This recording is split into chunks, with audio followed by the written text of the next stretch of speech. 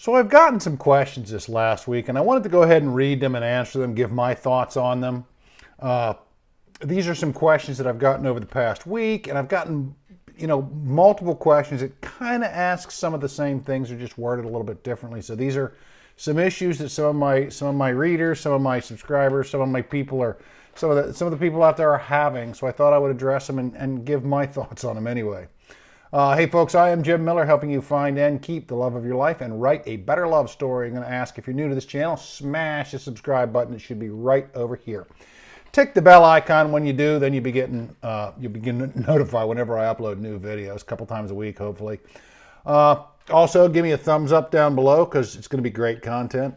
And leave a comment in the section down below. There's also in the description, email address, some free ebooks I give away, and a few other things. But let's dive right into this thing here, okay, shall we?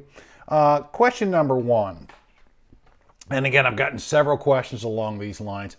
And basically, it has to do with waiting for an ex. Okay, and the question says, my ex told me we could possibly get back together and asked if I would wait for her. Should I wait? The overwhelming response is hell no, absolutely not.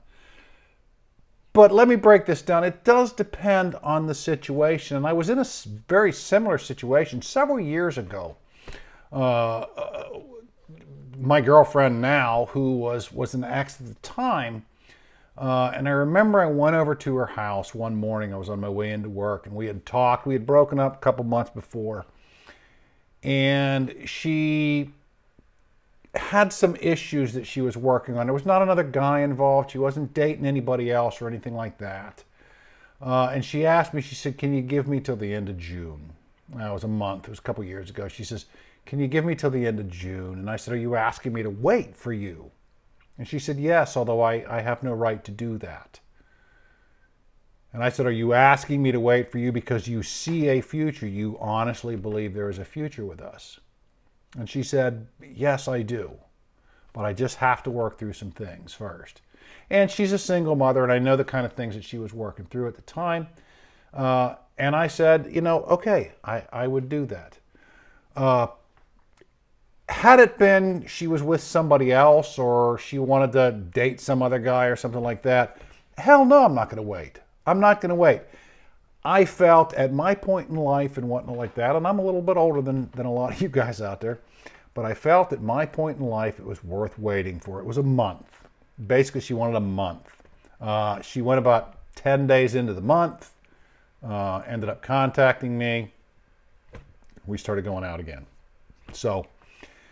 But she asked me because she had some pressing personal issues that she needed to deal with. And I was familiar with them. I knew what it was. It wasn't something to be jealous of. Again, it wasn't like, oh, you're kicking me off so you can do whatever.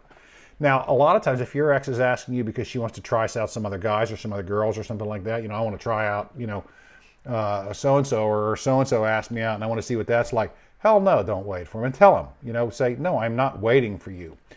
You're not anybody's second choice. Okay, and if that's kind of the way you're made to feel about this, do not be someone's second choice. Do not be somebody's backup plan. You need to be number one. All right, the next question I have. I've seen this a few times, not so much, but somebody asked me, how can I get mad at my ex? My friends have told me that the best way to get over an ex is just to get really pissed off at him. But all I can do is feel sad. Okay. Your friends are wrong. Bullshit. The best way to get over an ex is not to get mad at them. I'm going to get mad at them. No, the best way to get over an ex is to work through those feelings. And that's kind of into the next question that I'm going to talk about. But getting mad at an ex, understand, as a strategy, as a tactic to try and get over them, is going to backfire. It's like taking poison and waiting for the other person to die. It just doesn't happen. You need to deal with the feelings. You need to process the feelings on your own. Getting mad at somebody. Now, that said, as you process through this, you're going to find some times when you're angry.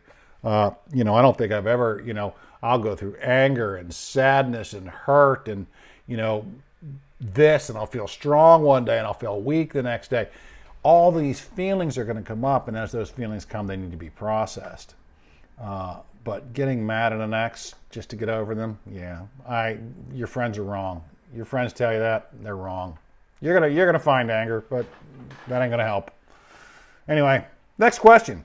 And this is not a specific question. I have gotten a lot of questions recently about this. Is how do I get over a breakup? My heart is hurt. How do I get over a breakup? And I have a video that I did a while ago, 5 steps to help you get over a breakup. And I'll link up in one of these corners at the end of the video. Put a description down below. But that particular video went over 5 steps. There's 5 steps that I've used. These are not all the steps that are out there. This is not all that it takes to get over a breakup. The beautiful thing is these 5 steps will help you to find other ways that you can feel better and get over a breakup. And the 5 steps, basically, again, there's also an article of this, abetterlovestory.com, which is my website. The article's on there. It's kind of rough right now. I'm kind of working on it. And I don't know how to work the software, so I can't put the link here. But abetterlovestory.com, there's an article on there, 5 steps to help you get over a breakup. But basically the steps are, step number 1 is that you have to accept it. Accept that this happened, because when you get broken up with, you kind of go into denial and, well, this didn't really happen to me, and you go through a haze. Accept the fact that it happened. You can't move forward until you accept that, yes, it did happen to you. You did get broken up with. Step number 2, of course, is to realize that it's going to take time. And I remember a retired therapist friend of mine, when I was in a particularly bad spot years ago, I was talking to him. And he said, well, all you're capable of right now is to be sad. So just go and be sad. And I'm like, well, that's great. How long am I sad?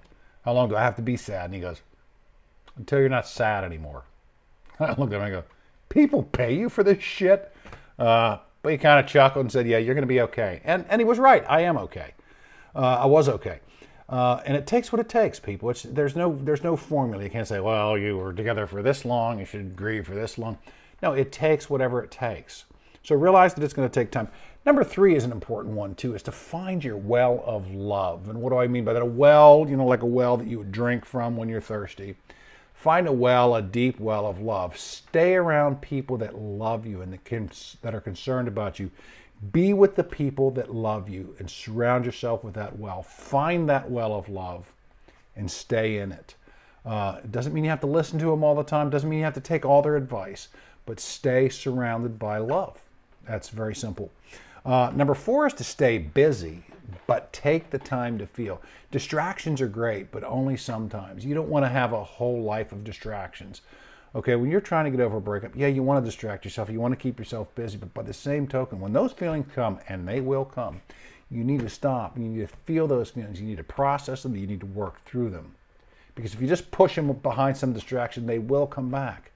And they'll just keep hitting you, and they'll keep hitting you, and they'll keep hitting you until you stop and push them down, until you push them away, until you deal with them, not push them down like inside. Until you stop and deal with that problem will continue to come back. It'll just hit you again. Bing, bing, bing. It'll keep coming up. Eventually you'll have to deal with those feelings. So you don't want to bury them under distractions. And number 5 is document your journey. This is one that a lot of people have written to me. They've written me these long, lengthy emails about their love story and how it went wrong and all of this stuff. And at the end of that, they're like, well, I don't know if that makes any sense, but I sure feel better. And it does. When I sit down and write, and I've told people this before, I've filled up several of these top ring binders during the breakup period. I filled up several of them, quickly.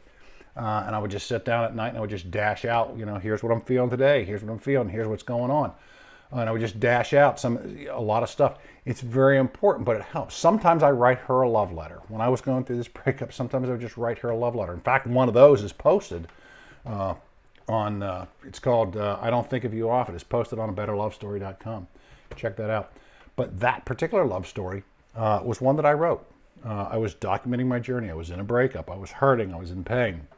And some nights I would write, F you, I hate you, you're this, you're that. That anger would come out. And sometimes I would just write maybe a love story. I love you, thinking about you, can't live without you, and God, what a wonderful life we would have had, and and I still imagine this. And so you write that stuff down, and generally speaking, it will help you feel better. So anyway, folks, just a couple of questions that I've gotten from people, and I wanted to kind of throw them out there. If any of you are experiencing any of this, and hopefully, what I've had to say helps. If not, but I would ask you again, smash the subscribe button, give me a thumbs up because it's just awesome. Leave a comment down below. Check the description below the video as well. Got some free ebooks down there for you. Again, Jim Miller, helping you find and keep the love of your life and write a better love story. Have a great night. Thank you.